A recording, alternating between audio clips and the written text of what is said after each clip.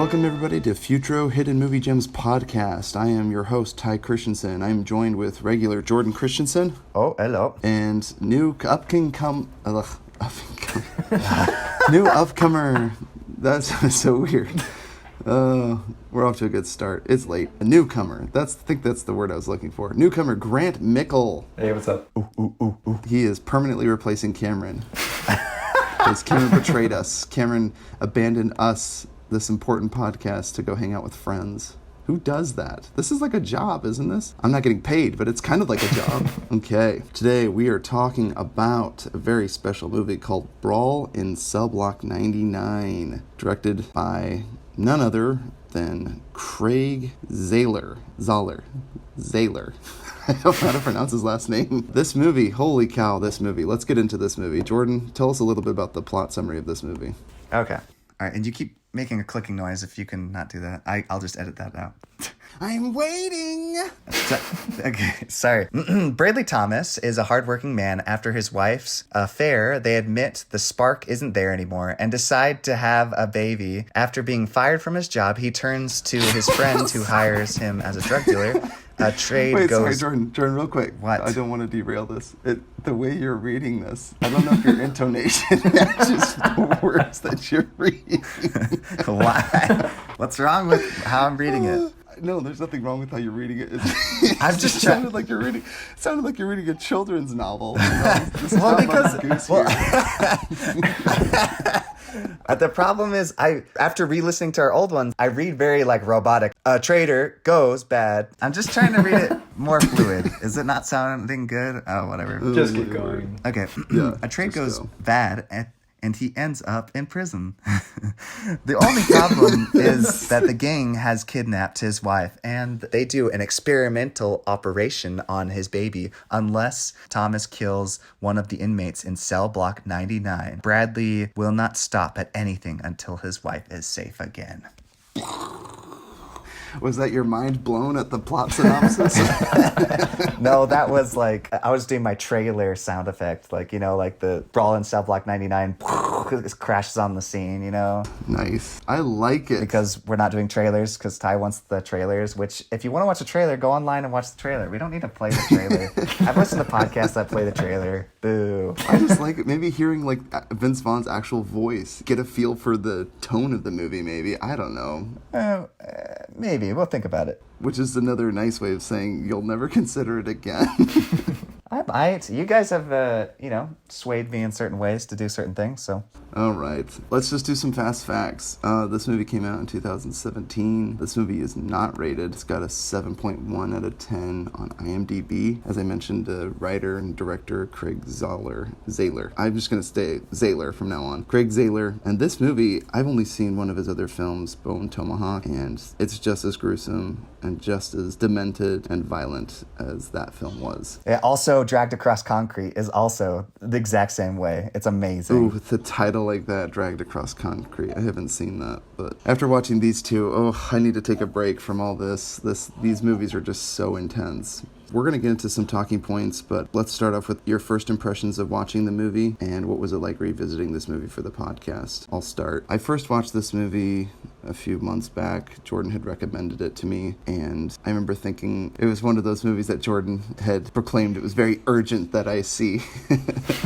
After watching it, it did remind me a lot of Dante's Inferno. It just like has a lot of similarities. It's a hero's journey, and it just descends with him as he goes deeper and deeper on this quest, basically down to the depths of hell. And man, it's hard to watch, but it is invigorating at times because it's like the little victories, because even though he's in a shabby situation, he just keeps getting these little victories. Sometimes it's one-liners, sometimes it's getting a punch off at the prison inmate or maybe a prison guard. And then rewatching it, it just reminded me of how desensitized I am to the violence, because I mean, it was definitely more violent this watch through because I knew what was going to happen, and when I saw it, I was like, oh man, I don't remember it being that violent, but it's a brutal movie for sure. Doesn't hold any punches. How about you, Jordan? What was it like watching this movie for the first time and rewatching it for the podcast? I was trying to think where to begin, because I did see Bone Tomahawk and I was so disgusted with it. I'm like, who what kind of sick mind comes up with this garbage? And then after watching Brawl and Cell Block 99, I'm like, who is this amazing masterpiece? Masterful worker that makes such a masterpiece. So I went up and looking up all his work. I watched Brawl, then I rewatched his other two films, Dragged Across Concrete and Bone Tomahawk, and I'm like, these are the greatest films I've ever seen.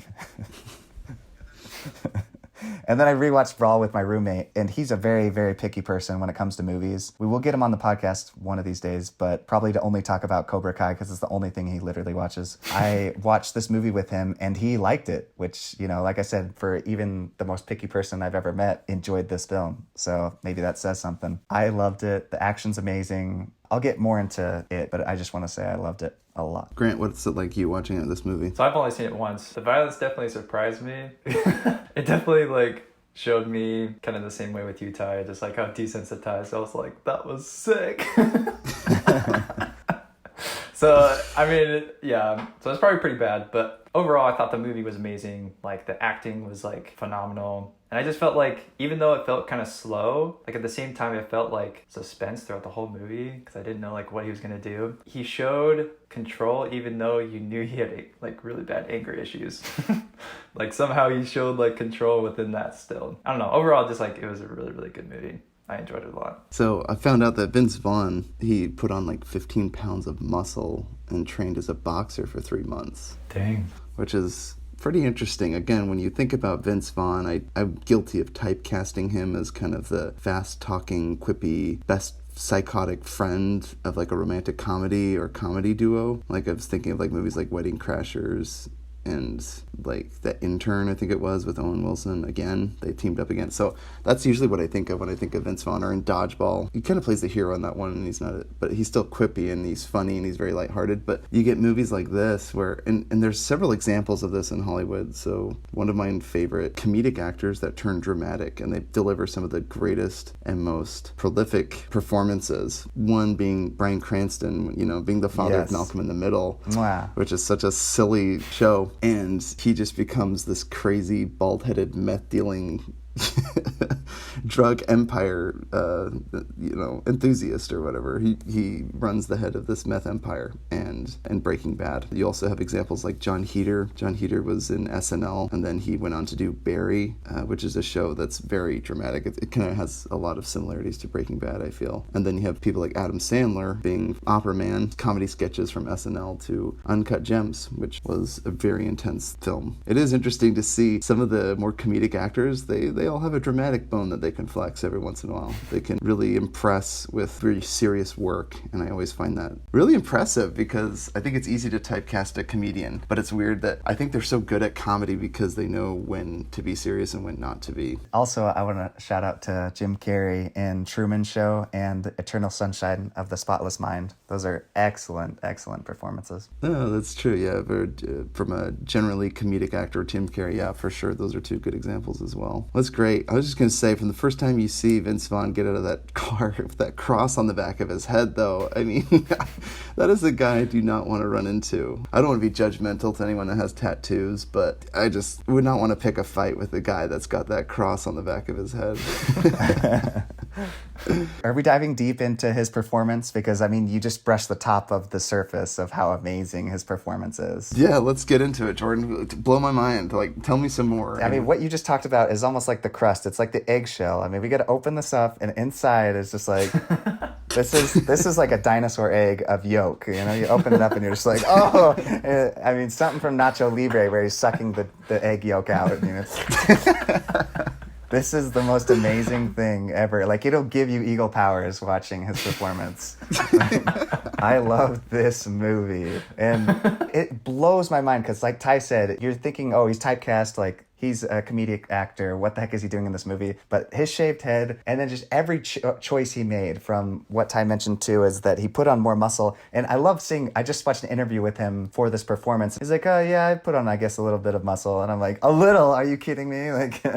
He's like, no big deal. I love that he really put himself into this character. And I'm so glad he ended up in this movie. I mean, I feel bad that maybe his career didn't go perhaps the way he wanted it to, but it got him right here. And now it's on a poster in my bedroom. I am so glad that he is where he is right now, because he made two of the greatest films with this director, Dragged Across Concrete, in this film. And his performance is so fun because he is so subtle about he just, like Ty said, he knows the beats of when to hit the humor, and he does it, I wouldn't say, what was the word? Like, he's just not very super goofy and over the top, but it's just like these subtle, quick, he's just very quick with, comebacks, and the things he says is really funny. There's a few times in this film, I can't tell if he has an accent or not, but I just loved his performance. It was so much fun. And I love when he gets angry. I'm like, oh man, this is a side of Vince Vaughn that I have never seen. It was kind of scary. Like Ty said, you would not want to meet him in the street. I just feel so bad for his wife's car. That's right. That is his first victim, and holy cow, does it get it's so sad. Yes. Oh yeah. I know you get a little taste of what this guy, well, not a taste, man. He really goes at it on that car. I even watched the behind the scenes, like they set it up so that he could do as much damage to this thing as possible. And they said, like, what do you want to destroy on the car? And so they were talking about like things that would make it so, he wouldn't break his hand and stuff when he was punching it, and just ripping that thing to shreds. Oh my gosh, it was beautiful. It was a bit of an overreaction, as Andy would call it from The Office. That's what it made me think of. When he punches through the headlight, I just thought about Andy from The Office punching a hole into the driveway. Yeah. That was an overreaction. He's just a guy on just the bad end of bad luck, goes from bad luck to worse. He starts with getting laid off from work, and he keeps telling people, they're like, how are you doing? South of okay, north of cancer. Which I guess is a way of saying, like, I'm not dying of cancer, but I'm doing okay. But I like this movie because there's definitely some quotable lines, but sometimes less is more. I noticed the movie doesn't have a lot of dialogue. Bone Tomahawk has a lot of silence. I think the director is very skilled at making films that are more pensive. You have a lot more moments to breathe, and you definitely go along for the ride with the actors. It's not a lot of quick cuts. There's not a lot of over the camera, what do you call it? Reverse shot. There's not a lot of that. Like, it's not just back and forth. It's like the camera lingers. You follow him around, especially when you see the fighting. I think it's some of the best staging I've seen in a movie in a long time. The fights. Yeah, the choreographed fights, yeah. Yeah, or the punches land. It lands like it did in the movie when I watched John Wick. Like, those punches land because they do a really good job at staging the fights. You just can follow what's going on. When they all do all those millions of quick cuts and you can't tell who's fighting who and what's going on, like sometimes it's to hide bad action. To kind of go a little bit into that, so watching the behind the scenes, they hired he teaches people how to fight. It's a choreographer for fight scenes, and he did a lot of like Asian karate fight movies. I tried looking him up. I don't recognize any of the titles, but the guy does a lot of action films in Asia. And so I don't know what it is, but something about those kung fu fights, you kind of feel like the fight scenes are a bit kung fu-ish, if that makes sense. Kung fu-ish. Kung fu-ish. I don't know if that's a word, but it does, doesn't it? Like, they're long takes, and somebody will swing, he'll throw up his arm, and then at every hit, you can feel that hit. Especially if we're gonna like leeway right into some of the fights, he'll hit somebody and then break his arm, and you're just like, oh, it's like you feel it. Oh. It's so good. Oh my gosh. I keep switching gears here, but going right into practical effects. This movie is chock full of them. Everything from that car, actually punching and beating up a car, to they break somebody's arm, they'll use prosthetics and latex and different things and corn syrup and all the things to make those beautiful, beautiful effects. I didn't know they did that. That's crazy. Yeah, everything I love in a movie. Mwah. It does feel more authentic, but more grisly, more grindhousey. It does have those elements to it. Because the punches land, but also the bones crack, and you feel it. It's very unsettling and disturbing. For real. Did any of you think it was funny? I was just like laughing. I'm like, oh my gosh, this stuff, like that quote you said, is just really, really funny. So I watched it with Cameron, and it was just funny because we would just look at each other and be like, is this really happening? And just like looking at each other in awe, just like, oh my gosh. I mean, we're laughing at the same time too, so. I like Eleazar. Did you already ask Grant about what his experience was watching it? I don't remember him sharing. Yeah, Grant watched it one time. He did. He did? What did he say? Oh my gosh, my brain's not working today. I'm so sorry. Let's keep going. Just forget I said this. You don't remember? Well, let's start the podcast over. No. I am so sorry, Grant. I forgot what you said. Well, I just like what you told me, Grant, is you said it hurts your brain. Pretty much. I felt like I was getting punched, dude. Freaking like, especially when the guy's face got scraped off. I was like, I've never seen anything like that before. Oh, yeah. Oh, yeah.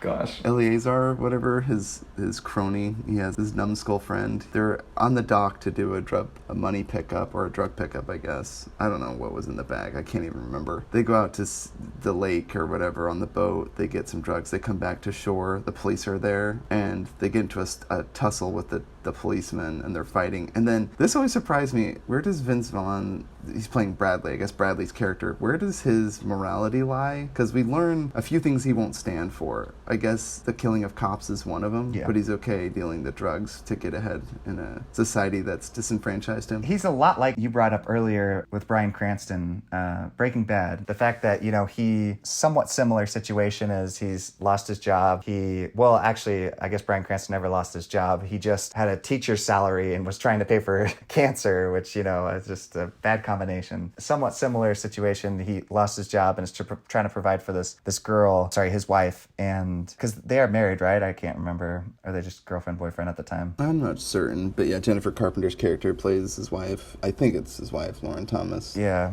They're having a kid together. We'll say it's his wife. Which makes me excited. Now I want to talk about the cast because they have so many fun actors in these movies. Like, how about that guy? Like, going back to the humor, how about that guy? He's in a lot of the Coen Brothers movies. He's the one in A Serious Man, the man that's cheating on his wife or whatever, and he's like his friend, and he's like talking to him, and he's like, everything's gonna be okay. What's that guy? Oh, are you talking about Silver Linings Playbook? No.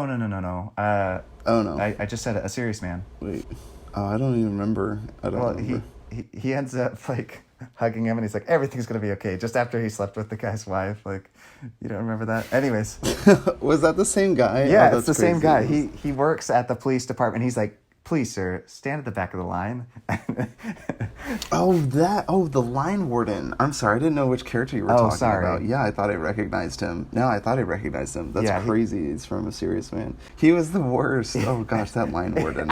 His name was Irving. Yeah, he's like, go to the end of the line. You relinquish your ring now, and you can reclaim your possessions. And because he closes the little thing, and I guess he was getting a little too sassy for him. So Irving's like, get your possessions and go to the back of the line. It's like, oh. Yeah, that's why I love the film. Like, they're very driven by characters. Everybody's a character. Like, when you see somebody, you're like, oh, I know that kind of person. I even love the cops, talking back and forth to each other. He's like, oh man, he's got to be like 6 something. And he's like, nah, he's not even 6 foot. And then he walks past him and he's like, 6'5". Yeah, probably.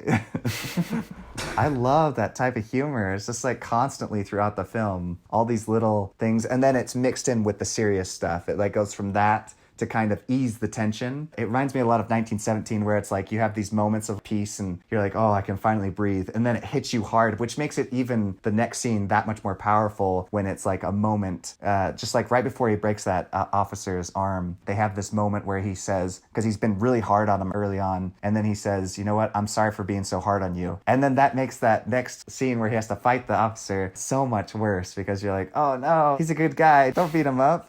Yeah. He's just doing his job. I liked it too. You said the banter back and forth from the cops or the prison guards. When he gets in and they make him strip down, he's just like, looks like we're locking up another genius. So we let him go so he can go cure cancer. I don't know. They're being so sassy at him, and it's just so annoying. And then they rate him. So after they get him to strip, they put his hands over his head, and he's like, he's an A-.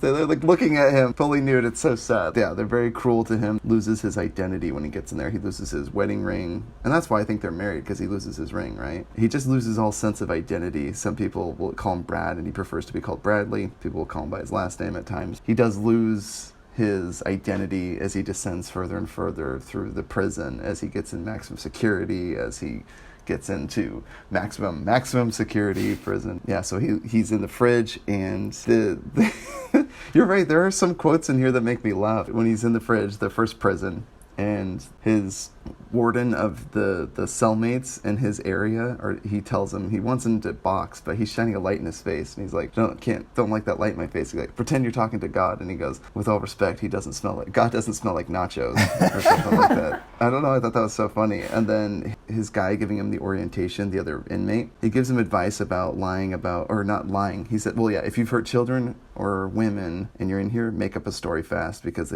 people don't take too kindly to people in here that have done those crimes. So again, that just goes back to, where does our protagonist's morality lie? Just because, again, you're right, Grant, there are times where he's showed self-control, I think. Like, he destroyed his wife's car and destroyed her cell phones. I don't know. And then he like goes in and has like a serious conversation with her. And so, because I thought he was gonna like, you know, hurt her. It just felt like he had sort of controlled anger.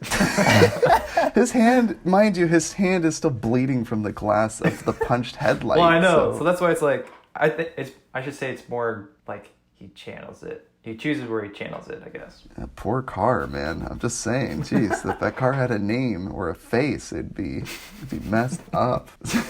I also wanted to mention, too, their use of sound. Like, the reason those punches and everything is so powerful is he almost never uses music, and he only uses music at certain times. The times that he doesn't use music is during the fights. It reminds me, it's very reminiscent of No Country for Old Men, where everything suddenly, you're kind of almost on edge of your seat because when those fight scenes come, because you're like, oh my gosh, all you can hear is their breathing and the grunts when they're fighting each other, and every punch just, you feel it so hard. Like Grant says, he feels like he's getting punched with the guy. Like you really feel like you're getting hit in the face every time he gets hit. I can't say how much I love the details of this director's work.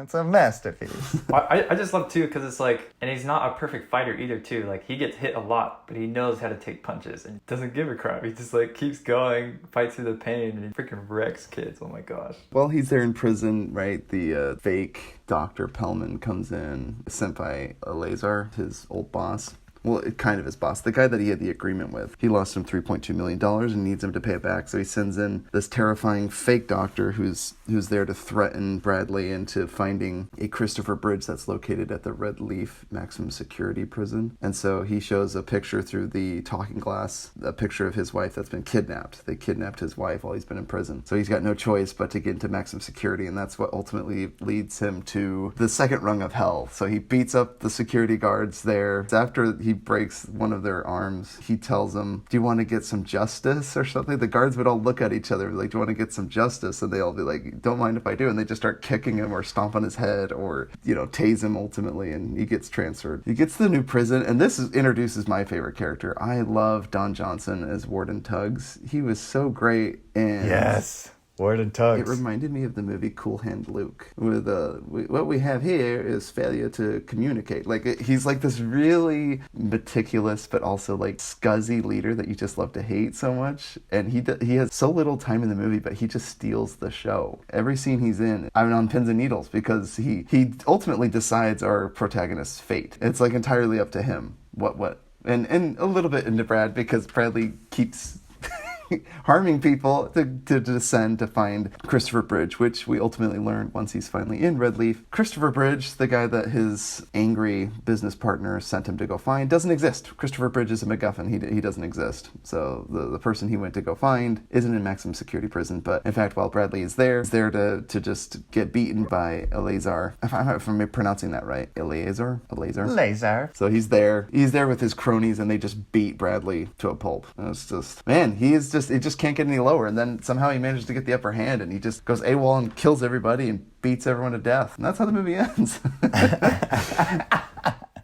Okay, well, I want to get to some of those in a second. But really quick, Tyler, the person I watched this movie with, he brought up something very interesting. He wanted to know, what was his backstory? Did they mention anything? And I tried to catch it watching it with him. I assume a lot of things, and I kind of like movies that don't necessarily have to tell you, oh, let's have a flashback of how he got here. I'm assuming from everything, it made it sound like he used to be a convict, like he had already been to prison or something like that, judging by his, the tattoo on the back of his head and stuff. Because I'm not saying everybody with a tattoo has been to prison.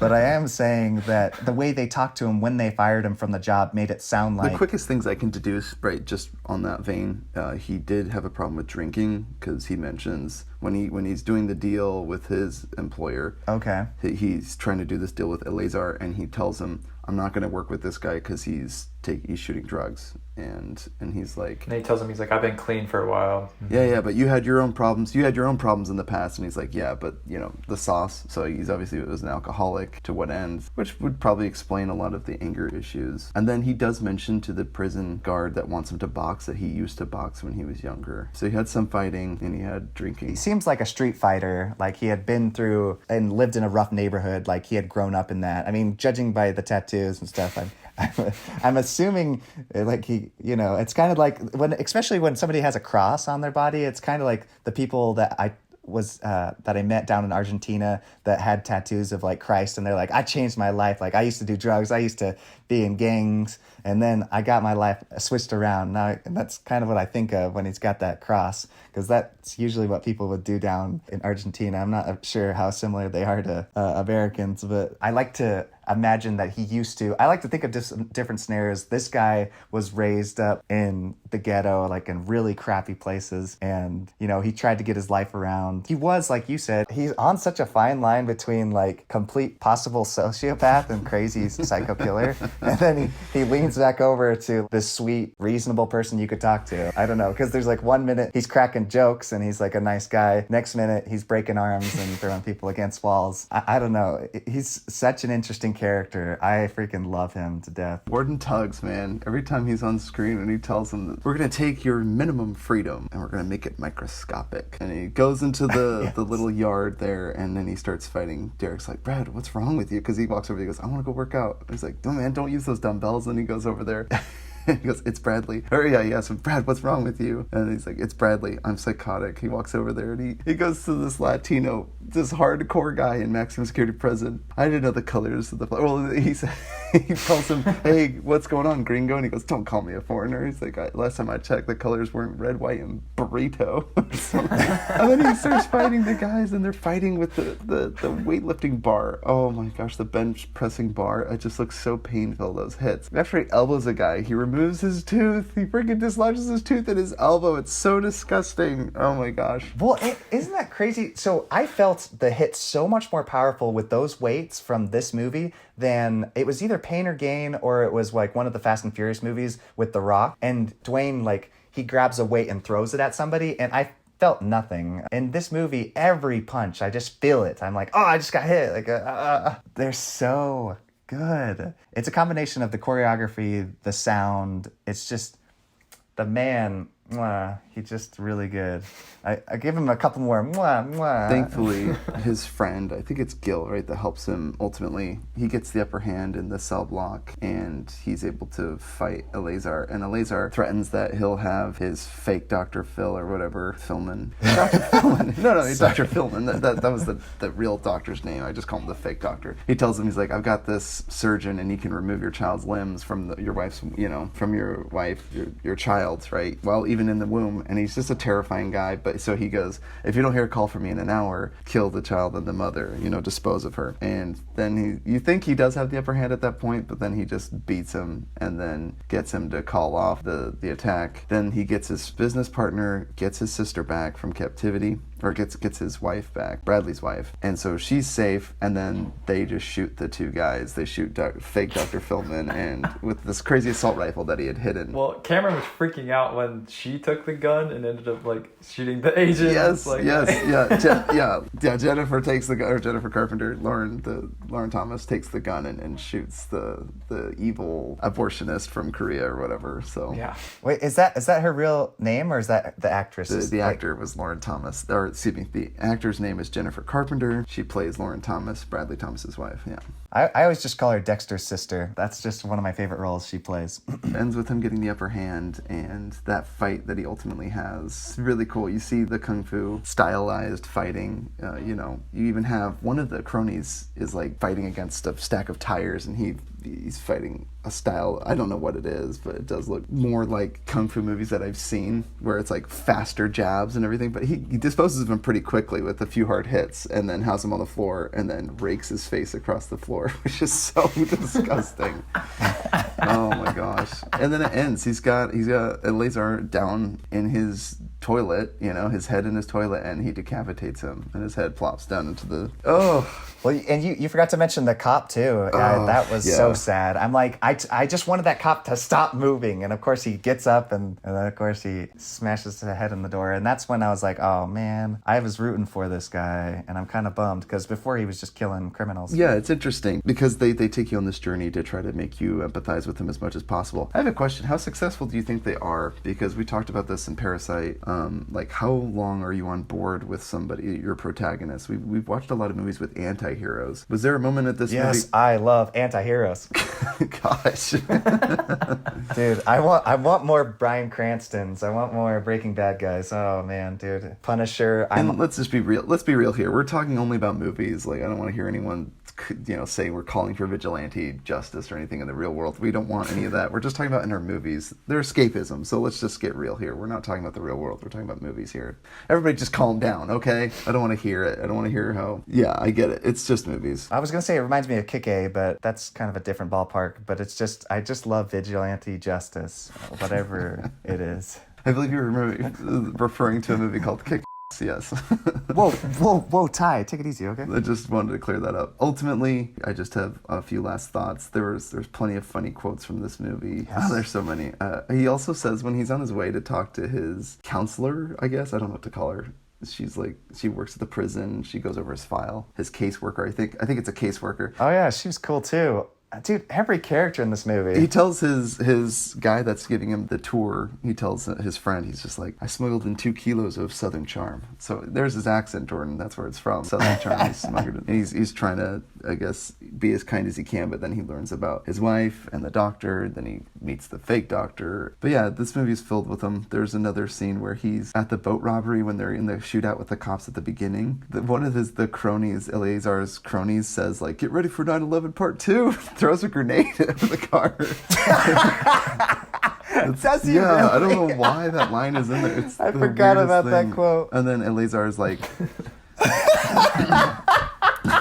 Eleazar uses like a slur as he goes over to visit him, referring to his mineral water. He uses like a homophobic slur, and he's like, I didn't know that H2O had a sexual orientation. I don't know why I thought that was funny. It's really interesting how Vince Vaughn navigates this world because you want to like him. He's like this white knight in a very, very tragic situation. I've seen this a lot in movies where I feel like they don't like capitalism. When I say I feel like Hollywood doesn't really like making movies about capitalism. But every time they do, they show you how it's failed because he gets laid off at the beginning and then he has to get a job selling drugs. And this movie is very different because he does ultimately descend. It's Dante's Inferno. That's the story this route takes. But I was thinking movies like American Made and War Dogs and Lord of War. All those movies have like these stories about failed capitalists, so they end up doing illegal, shady things and they get ahead in life and then they ultimately crumble. Casino was another good example of a movie. This one's very different though. So I tip my hat to Craig for making a movie that it had a lot to say, but it just didn't feel like I was being force-fed a message. I don't like that spoon-fed. Get that baby bib out of here. I don't want to be spoon-fed my morals. I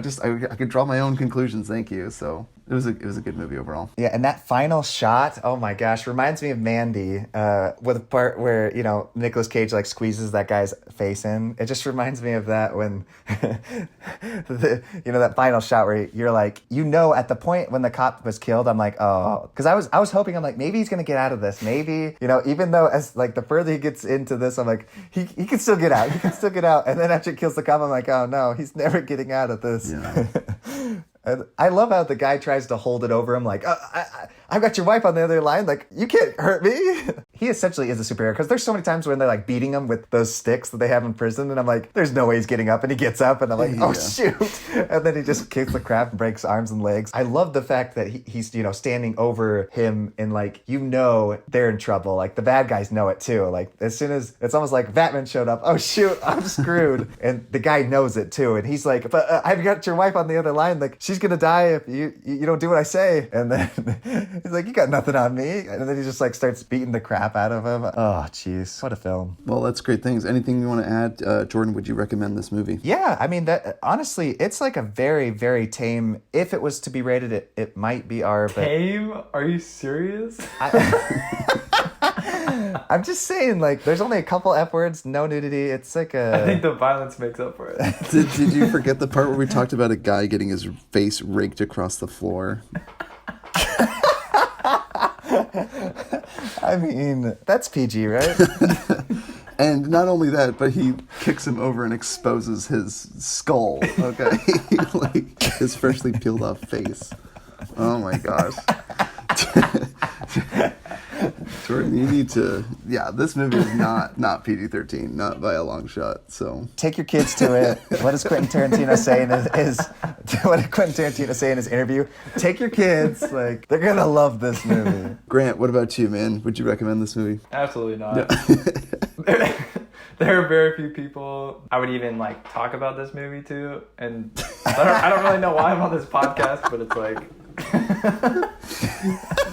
but I mean, like I personally love the movie. It is super good. It's just like, I don't know. I feel it's just hard to recommend it because like a lot of people, you know, are very sensitive to extreme violence, you know? And so I just feel like I would never personally recommend it to anyone. But if they watch it themselves, like I'd totally talk about it with them. So Yeah, just tell them it's not real. It's like, you know, it's like you grating cheese. That's all that his face is. It's a cheese grater. The cement is the grater. His face is the cheese. Okay, on that note, let's build a perfect movie. We're getting to our next segment. We are going to build a perfect movie. And your movie needs to have a scene where it takes place in prison. So Grant, how we play this game is you use two movies and you use the critic score on Rotten Tomatoes combined together to try to equal 100%. So you can either low high or high low, or your strategy can be like 50-50. Try to think of two movies, and our category is a movie that has a scene or largely involves prison. And you can bust too, Grant. It's like 21. You go over, you lose. Don't go over. So yeah, build the perfect movie. So we're going to start with you, Jordan. Oh, crap. Think of a movie takes place with prison. I can think of a ton, but they're all really high ratings. Like, I'm going to bust Let's start right with the high. away. You can think of a crappy one I later. want to think of a crappy one because I won't know where it's at. I mean, because I'm thinking like Shawshank, Prison Break, like all these really high-rated movies. Oh, jeez. Oz. Crap. I'm going to bust. That's probably like Oz? an 80. Wait, which one's Oz? I don't even know It's that a one. TV show. Oh, wait, are we doing TV? Oh, I guess we could do TV. I thought it was just movies. Oh, just movies? Okay, good. that is- Let's just do Green Mile. Fudge, that's like a 97. I'm screwed. Think of a really crappy one. I don't know if it's actually... I can't think of any crappy ones. Prison movies are the best. Grant, how about you? What's your movie? Yeah, I would say Shawshank. I don't know if that's gonna be like way too high. That's though. way too high. You're gonna bust. Good luck, Grant. You think so? Well, we can't bust on this first one. Go over 100%. It got 101.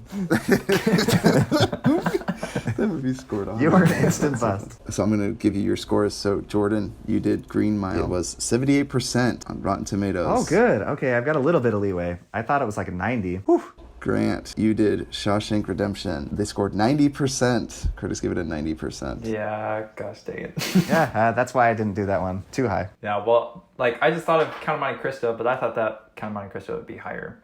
All right. So, Grant, you got to choose your next movie. I don't know any crappy prison movies. You got to get a 10%. And it doesn't have to be all about prison, but just maybe a movie that has a scene where they're in jail. I've got a prison movie. It's called Animal or something like that. Look it up. It's William Dafoe. Or something. Animal House? Animal something? I don't know. Animal Factory. Animal Factory. Animal Factory. I think. Yeah, William Dafoe. Came out in 2000. Yeah, I watched it. It's all right. Danny Trejo. It's got the kid from Terminator 2. Okay. Oh no. Ty Smiling. Did I bust? Oh jeez. All right, Grant, give us your movie. I've never heard of like a less than 10% on Rotten Tomatoes though. Like I know. Why do prison movies get such high ratings? Gosh dang it. Again, it could be any movies having prison, but... Yeah, you might as well just take the defeat, Grant. Just say Green Mile. It's okay. I'll say Masterminds. Masterminds. He was in prison? Doesn't that have involved? I don't know. What they go to prison at the very end. Oh, they do? I'll allow it. Oh, that's right. I don't know. That's the only crappy movie I know that's like. That is the second time I've heard that you guys have said it's a crap movie. That is a great movie. I enjoyed it. No, I enjoyed it. I hated that movie so much. Grant actually recommended it to Cameron. What are you talking about, Grant? Well, because I watched it once and then my mind only remembered the good parts and forgot everything else that's garbage about Oh, it's such a good movie. All right, Jordan. Yeah. You had Green Mile 78%. Animal Factory 82%. You're a bust. I'm sorry. What? Grant. Animal Factory was trash. Yeah. Well, that's where you and the critics differ, my friend. Shawshank Redemption, Grant, you had 90%. Masterminds, 34%. You busted as well. 124. Dang. Oh, you were a lot closer, Grant, than I was. I thought we could play one more time. Let's do Vince Vaughn movies. Let's do Vince Vaughn movies. This would probably be easier because he's got a few stinkers for sure. I only know Dodgeball. That's like the only one I can All right, Grant, Dodgeball. Okay, there you How go. about you, Jordan? What was the one he did with the guy from... He's in the grown-up movies. He's also in that Will Smith one where he tries to get the girl. Hitch? I don't think Yeah, I've seen Hitch. that one. Yeah, the funny guy in Hitch. Are you talking about Kevin James? I don't know. Is that the funny guy? It's not Vince Vaughn. Vince Vaughn isn't in Hitch, I don't think. He's the funny one where he's like dancing all crazy and Will Smith tells him to like take it on down. Anyways, he's in a movie with Will Smith. It's like, it starts with a D, Dilemma. No. You're gonna have to help me out, dude. I don't know which one. Can you pull it up? Can't you just look it up on... Oh, I can look it up on IMDb. No, that'd be cheating, right? Yeah, well, IMDb doesn't tell you the Rotten Tomatoes score. Good, then I'm gonna look it up. Did Grant already pick his title? All right, so Grant did Dodgeball. Jordan, you still haven't given me the name of your movie. Do you know what it is? What's the guy... Who are we talking about right now? Vince Vaughn, Thank you. the actor from Cell Block 99. Well, my brain's not working right now, right? Just think of a crappy comedy he's done. Yeah, I this is the one I'm thinking of. I even can think of who directed it. Ron Howard directed it. Oh my gosh, I only know how to use my phone. This thing is... The Dilemma. I know it started with a D. What did I say? Oh, is it the one where he like donates his semen? No, but I know what you're talking about. That's not The Dilemma. No. Actually, I didn't even look at the picture. Maybe it is The Dilemma. Oh, you're right. That it does have. I told you, Chip. Well, it does have Kevin James. Yeah. Directed by Ron Howard, Chip. Oh boy. The only redhead in Hollywood.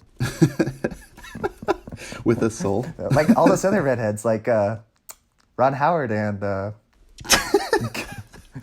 Oh my gosh. So Grant, Dodgeball, 70%. Grant, The Dilemma, 24%. Yeah, that's what I thought. Nugget. All right, choose two other movies. Well, I could just choose Dodgeball, and then I'm almost at 100%. No, you can't do the same movie. Oh, what a bum. Wait. You chose my second movie for me? No. Oh. Wedding Crashers. Wedding Crashers. Yeah. All right, Grant, pick a movie. Can't he just do Brawl? I'm kind of curious as to what the rating is on it. Wait, wasn't he in Zoolander? Owen Wilson, Ben Stiller. He may appear. I don't remember him. Yeah, he's done a being lot of there. cameos. Maybe he did make a cameo. Yeah. Maybe in Zoolander too. Should I look this up? All right, Grant, I'll give you the benefit of the doubt. I will help look it up. I'll tell you what though, Zoolander has higher than 30%. I'll tell you that much. Okay, well, I'll just... What? You can't give him that hint, bum. Well, just because we still don't know if he was actually in the movie. That's all I'll say. A cheetah. He's not in the movie, so it's not even in the running. I don't think Vince Vaughn was in that movie. Any Vince Vaughn movies, Grant, that come to mind? Yeah, just look at their IMDb. Just don't look at their Rotten Tomatoes. I've seen him in Hacksaw Ridge, but I know that was a super good movie. He was in Zoolander. Or did Tyre guess that? Yeah, he is. Really? What part does he play? Yep, in the first one. I knew it. What part does he play? I don't know. It says Luke. Oh, it says he's in Anchorman 2. Oh yeah, Ty. He was the brother, and they were all going down to the. He was one of the brothers, and they go down the coal mines or something like that, right? Oh my word, that's right. Oh my gosh, that's so Yeah. funny. Grant, that's your pick. No. Oh man. I'm choosing Anchorman 2 instead. Oh, what a bum. Your man too. I'm sure that was part garbage. That's not fair. Actually, I think it got high ratings, even though it was trash. That's what you want, Jordan. We'll see. All right, Grant, yours was Anchorman. Anchorman 2. 2. Jordan, yours was The Dilemma. And what was your other choice, Jordan? Oh crap! I can't remember. I thought we went through all this. Well, you did The Dilemma. Did Wedding you? Crashers. Wedding Crashers. Oh, that's right. I thought that's what you were looking up. What have you been looking up? Oh man, I've just been goofing around over here. Apparently. Oh wait, I did write it down. Oh, that's why. Huh? There's a bit of a hang up. Both of your movies were the same score, which is why it threw me off. Grant, you did Dodgeball for 70%. Anchorman 2 was 75%. Grant, I'm afraid you bust, my friends. Are you serious? That was higher than Dodgeball? Yes. Are you kidding Yes. me? Which is surprising because Anchorman 2 is not better than Dodgeball. Yeah, I knew it had high ratings, even though I thought it was dumb. The flip. Yeah. Wait, and I didn't know Vince Vaughn was even in Anchorman 2. I guess he probably showed up for a cameo again. Yeah, no, he was in the fight. It was the fight Yeah, scene. in the yeah. fight, just like it was funny in the first one, but yeah, that's the second one. 24% for The Dilemma, Jordan. 75% for Wedding Crashers. That puts you at 99%. Yeah. Oh, shoot. You win. You win. That is a great score. Almost Jordan. 100%, dude. Oh, I'm gonna get 100% one of these days. Oh my gosh. Nice work. 99%. That's pretty good. Well, I'm sorry, Grant. Did you want to say something? Oh, I'm young. I'm young. That's bullcrap. This game is rigged, Grant. You can't win. It's rigged. The house always wins. Do you want to play the game where you have to guess? Like, it's kind of like 20 questions. It's like one person, unplugs their ears, and then the other two know the title, and then they have to ask questions to figure out what the movie is. Oh, no, the person is in that movie. Oh, yeah. We could do a timer. Let's do like a 2-minute timer. Or we could just decide when we want to stop. Grant, okay, so unplug your ears, and then... Whoa, I suck at guessing movies. Yeah, that's true. Jordan, you or I should do it. Ah, fine. Yeah, let's do tie. Tie. All right, I'll take my earplugs out. Just wave to me when you're done. Oh, yeah, I'll wave. Okay, what do you want to do, Grant? I don't care. Let's do a funny character from something. Let's do Pinocchio from Pinocchio. Got it? I thought it was from a different movie. No, that perfect. Got it. All right, you better not have heard that, Ty. Yeah, okay. I'm ready. My first question. Yeah. Okay. Am I Pinocchio? You cheated! What a bum. I don't know. You yelled like into the mic. I could hear it. So Mute it. Hit the mute button. It's like Pinocchio. No, from I'll just mute Pinocchio. you. Yeah, mute I'll us. mute you. Mute us. Yeah. I took out my headphones thinking it would work, but I could still hear you like yelling because you can speak like an amplifier. Did you mute it? All right. Yes, I did mute it. All right. Now I can hear you. And of course I didn't mute it yet. All right, I'll mute it now. And unplug. No, okay. I don't trust him. Do you just unplug? Unplug your ears. There's no sound. I don't care. Unplug. I can hear you. There's no sound. Okay. Oh, what a bum. Okay, fine. He's probably lying. I don't trust him. I don't trust you. Unplug. There's no sound coming. I know. I don't muted my trust you. computer. I don't trust you. I don't whatever, trust. Yeah, dude. that's what I thought. Yeah, thank you. Okay. All right, so we're gonna whisper it now, Grant, because I don't trust him. I'm gonna cover my mouth. Let's do Ryan Reynolds. No, Fudge. Fudge. What do we do? Grant, think of something quick. Oh, Fudge. I don't know. Just think of something. Anything. You just want to do Deadpool? or Sure, something? Ryan Reynolds and Deadpool. Okay. All right, you're good. Okay. All right. Why'd you plug back in your headphones? I don't trust you, little nugget. I already told you. I took them out last time. That was the problem. I just muted my computer and I can't hear you guys talk. But I still don't. Oh, okay. Good point. That's why we were whispering it. All right, just go. Let's go. Let's do this. So I got 20 questions or 2 minutes? No, You want just timing? yeah. I'm timing you. Go. Okay, here we go. Am I a man? Yes. Yes. Am I a real man? Yes. Well, I mean, Kinda. Yeah. Am I cartoon? no. You're real. Am I CGI? Okay, I'm a real. Okay. You're real. Am I played by a famous actor? Yes. Yeah. I mean, but like this person isn't like it's not a documentary. Like it. Yeah, so my character's played by... So am I a character or am I an actor? Am I a character in a movie? We're talking about a character. Yes, in a movie. Okay, Yeah. I'm a character in a movie. Was this movie came out in the 2000s? Oh, one of them. Yes. One of them. Okay, so am I part of a franchise? Yeah. Gosh dang it. Am I a Disney franchise? No. Am I a superhero franchise? Well, technically, yeah. Disney. No, technically, yes. That would be hilarious if Disney bought it. Okay, so... Is it not? Is it a dark... Oh well. It's part of. Is it... No. Superhero? Shh, don't say is it a anything. Part superhero of Disney. franchise? Oh gosh dang it. Yes. Yes. Superhero franchise. Okay. Am I a Marvel? Yes. Yes. Okay. Am I... I mean, but not. I thought it wasn't. Maybe Disney does own them. I thought they didn't. Yeah, Disney definitely owns that. Okay. Well, but Marvel. they don't know. Remember they didn't own Spider-Man for a while, and they bought him. I'm just saying. I don't think Disney owns every character. Well, they didn't buy him. They have him on lease from Sony. Well, that's what I'm saying. They own Marvel, yes, but they don't own I'm all sorry. the Are you characters. cutting into my time? Do I still get my time back? I feel like I've been robbed. Oh yeah, sorry. I'm still counting. Keep going. Okay. All right. Yeah. So, man, Marvel Universe. Is he a favorite Marvel character? But most people, yeah. By some, sure. Does he have his own movie? Yes. Does he have more than one movie? Yes. Is it Ant-Man? No. Is he human looking? Yeah. Can he fly? No. Does he have arrows? Nope. Does he turn into the Hulk? No. That narrows it down, doesn't it? Doctor Strange? No. Iron Man? No. Oh, come on. That's not it. Time's almost up. Okay, jeez, man. You can get one hint. Am I Quippy? Am I the Guardians of the Galaxy character? No. Am I in space? No. Am I on Earth? Yeah. Yeah. Oh, gosh. Jeez, this is hard to narrow it down. Am I older? Yes. Then you, yeah. Not young. I'm young. Am I Spider-Man? Not that young. Grant, take it easy. No, I said older than him. Oh, yeah. Can I ask what my superpower is? You get one hint. That can count as your hint if you get one hint. I don't know why I can't narrow it down. Yeah, I think my time's up. Let's do a hint. Yeah, your hit time's up. Grant, do you want to give him the hint? Make it a pretty good one, but don't spoil it. But give it a pretty good one. His superpower? How do you say that without spoiling it? I would say. Then don't give him that hint. Give him a different one. Well, that's his superpower. Regeneration. Huh. Yeah, that's what I was gonna say. You only get one guess though, so don't screw it up. Regeneration. Oh, that could be multiple people actually. Yeah, exactly. Smart. Regeneration. I can't think of a single Marvel hero that regenerates. Are you I kidding can me? think of two at least. I can think of two right now off the top of my head. Well, okay, wait. Aside from Wolverine, but he's not an Avenger. There's one. Who's the other person? Whoa! You never asked if he was an Avenger. Just saying. Oh no, is that right? I asked if he was an Avenger, didn't I? No. Oh my word. No. Is it Wolverine? Is that your final answer? No, I said it was the other person. I said there's two. He's not the one. Oh gosh, there's another self-healing Avenger, non-Avenger Marvel comic. You're gonna be so mad when you don't figure this one out. You're gonna be furious. Oh my gosh. Jeez, Your time's up. You already guessed. Or do you want to try? I'll give you No, one last Wolverine chance. is my only guess. There's no one else that reaches. Deadpool. Oh my word. Yeah. Oh my Get word. wrecked. Yeah, I knew you'd be upset about that.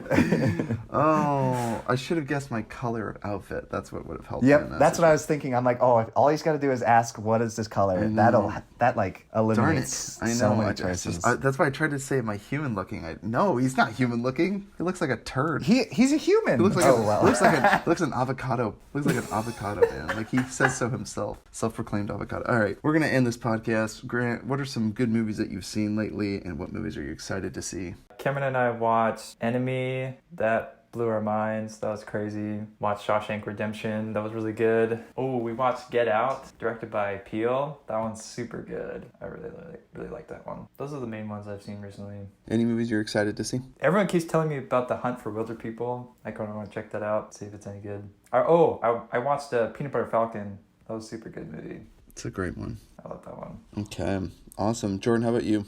Seen any good movies lately? Yes, I did, Ty. Did you just watch 2001 Space Odyssey? You sound like hell. Yes, I did, Jordan. I did see some movies. There was a couple things I wanted to mention because we haven't been receiving emails from anybody yet, so that's fine. You can email us at Futro. Sorry, stop making me laugh. In other words, Jordan is lonely and would like some the outside. From our two fans. Join our or whatever. Save Jordan Foundation. Yeah, Save no, Jordan what I'm trying to say is being OCD, I've listened to their podcast like a bajillion times, but I don't know, something's wrong with me. But there's just things that I'm like, oh, I just want to make a note about this. Just don't be one of those people who's like, oh, like and subscribe. That's the most annoying thing ever. I don't really know if that's like a podcast. Do what Grant just said. Okay, and then... God, don't pin that on me. Nerd. And Be sure to like, what share, and else? subscribe, and mash that subscription button. That was great. Oh, What did I want to say? Oh, yeah. So what I wanted to get at with the whole religion thing in the platform was the scene where the guy says, do you believe in God? And he's like, this month I do. And I just love that because a lot of people, they'll just believe in God when things are going good for them. Also, Cameron said something in Parasite that, what did he say? And I was like, oh, this is crazy. He says a lot of things that are crazy. Yeah. There was something about... Well, there was a couple things. I wanted to give more credit to the mom. I mean, even though people think she's kind of a ditz or whatever, maybe so, but I love the scene where she's like counting money to give him for helping her daughter with the tutoring. And she's counting through the money and then she's like, and she decides to keep some of it. And then she tells him as she's handing it to him, like, I'm keeping some of it for inflation.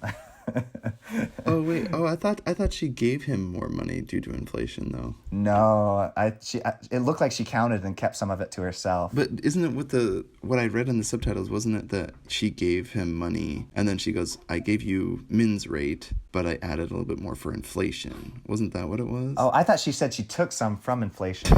I thought she was... That'd be great. No. Oh, no. I think they're Now I trying- feel like the dumb one. Yeah, I'm I- questioning it. But it is interesting though because it does change the whole mood of the story. Like I think what Cameron did mention, he goes, most movies will, and I said the same thing too. It's just most movies will portray rich people as like snobs and money pincher, penny pinchers, money grubbing people. And in reality, the Park family was actually really nice people, really decent people. So I think that was something we haven't seen before. Oh, I remembered what Cameron said, and then you just started talking, and I forgot. Gosh dang it. Well, thanks for letting Thanks us a lot, know, Ty. Jordan. Cameron said, it's coming back to me and then it's leaving my mind. Come back. Do you have any movie recommendations, Jordan? I think Yeah, I do. In just a second. I just wanted to, because I'm just like OCD about this. I just got to get it out of my head so I don't have to think about it. Well, that's all the time we have here today, folks. We're wrapping up the podcast. Please, just give me 2 seconds. I'm trying to remember. Cameron said, it's coming to my mind. Oh, this is so frustrating. Oh, I literally had it and then you started talking. Oh my gosh. He said, he's like, Kevin was laughing, after he just been hit in the head with the rock. Well, it was because he had brain surgery, but Cameron said he just started laughing because he was so happy to be alive. Yeah. And I think Cameron might have looked away at his phone or something because he missed that dialogue. Yeah. He wasn't laughing because he was relieved. He was laughing because there was something wrong, right? It wasn't the same after the hit in the head. I was nitpicking there. Anyways. Very good. What I watched, I was hoping while I did this whole charade, I would remember what I watched, and I can't remember. Ty, do you want to go and then I can go at the end? Yeah, sure. I finished Molly's Game, which was good. Again, that was the other crime entrepreneur I couldn't think of. Lord of War, American Made. This fits right in there. Molly's Game, crime entrepreneur. They just love movies about capitalism, about criminals, because Hollywood just has to make you believe that capitalism doesn't work. Listen, I have a job. It does work, and it's legal. I'm just saying, I'm an advocate for capitalism.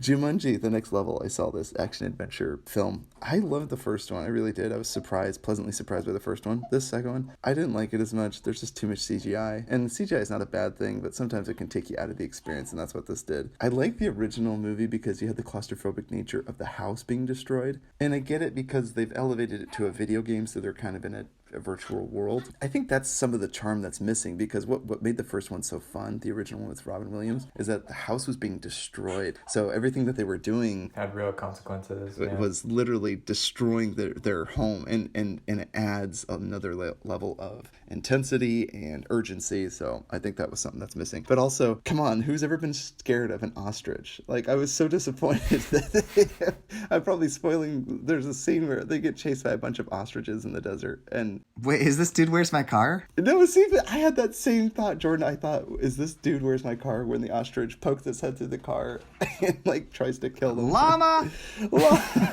It's just a llama, yeah. And then I watched another great movie. I watched Sabrina, which was a really fun movie, the old one, starring Audrey Hepburn and Humphrey Bogart. It's just a sweet movie, romantic comedy. I just like Humphrey Bogart. You kind of get a feel for his character. He tells Audrey Hepburn that he's never been to Paris, or he has been to Paris, but only for 35 minutes. And she asks, only for 35 minutes? And he says, yes, Paris is for lovers, which is probably why I only stayed for 35 minutes. He's just such a lonely man. Such a great movie. Why does that remind me of, what's the movie called? 5 Year Engagement, when he's like, San Francisco is for lovers. Chris Pratt on the roof, yeah.